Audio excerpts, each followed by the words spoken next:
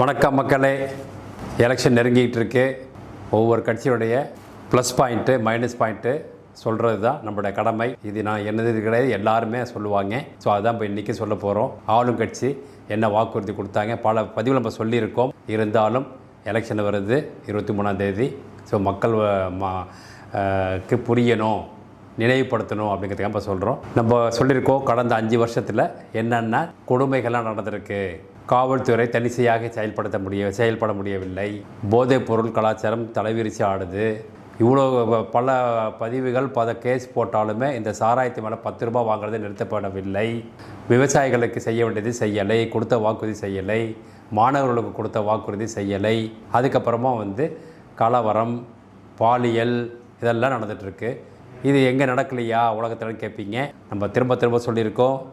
இந்த கடந்த ஆட்சியில் 5 வருஷத்தில் நம்ம சொன்ன கொடுமைகள் எல்லாமே அதில் இன்வால்வ் ஆகிருக்கிறதே ஆளும் கட்சி திமுகவை சேர்ந்த உறுப்பினர்களாக இருக்கலாம், இல்லை ஆக்டிவிஸ்டாக இருக்கலாம், எது வேணாலும் இருக்கலாம். அங்கே அதில் தான் கொடுமை. நீங்கள் நல்ல ஆட்சி புரிவீங்க, மக்கள் நல்ல செய்வீங்கன்னு சொல்லி ஓட்டு போட்டாங்க. ஆனால் முழுக்க குடும்ப ஆட்சி நடக்குது, கொடூரமான ஆட்சி நடக்குது. காவல்துறை தனிச்சையாக செயல்பட முடியவில்லை.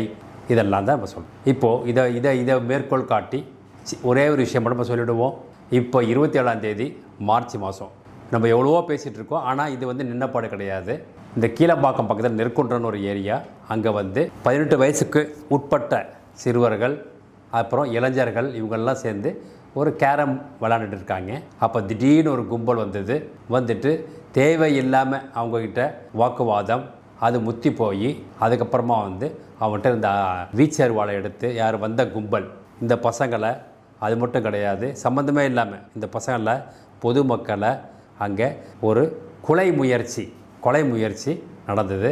அவங்க அலறடிச்சு போயிட்டுருக்காங்க. பக்கத்துலேயே காவல்துறை இருக்குது. எல்லாம் போயிட்டு வந்துட்டுருக்காங்க. ஒன்றும் பண்ண முடியல, யாராலும் தடுக்க முடியல.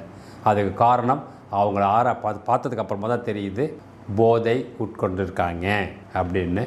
ஸோ இதனால் போதைப் பொருள்னால் என்ன மாதிரி வருதுன்னு பாருங்கள். போதை உட்கொள்றதுனால இது ஆங்காங்கே இருந்துகிட்டு இருந்தது.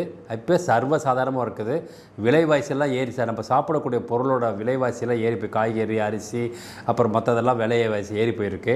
ஆனால் போதைப் பொருள் எங்கே பார்த்தாலும் ஈஸியாக கிடைக்கிது. அப்படின்னா அதோடைய விலை என்ன இருக்கும், எப்படி இருக்கும் பார்த்துங்க. ஸோ இது நம்ம பல பதிவில் சொல்லியிருக்கோம். மக்கள் திரும்ப சொல்கிறோம், தயவு செய்து யோசிங்க, சிந்திங்க. இது திரும்பவும் இதே ஆட்சி நீடிக்குமே ஆனால் இந்த செயல்பாடுகள் தொடரும். அது மட்டும் கிடையாது, மிகவும் வீரியமாக போயிடும். அப்புறம் இந்த மண்ணை காப்பாற்ற முடியாது அப்படிங்கிற நிலைமை தான். சிந்தியுங்கள், செயல்படுங்கள். ஓட்டு போடும்போது தயவு செய்து நல்ல ஆட்சிக்கு ஓட்டு போட வேண்டும் என்பது தாழ்மையான வேண்டுகோள்.